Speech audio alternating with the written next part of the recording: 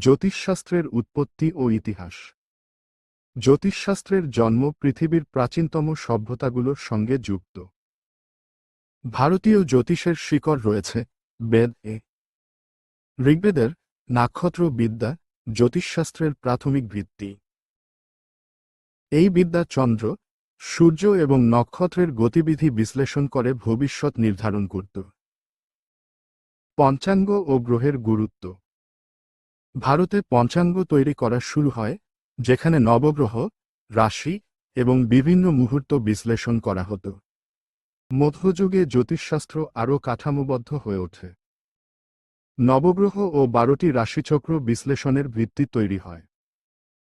কৃষিকাজ, যুদ্ধ এবং রাজ্য পরিচালনার জন্য এটি ব্যবহৃত হতো।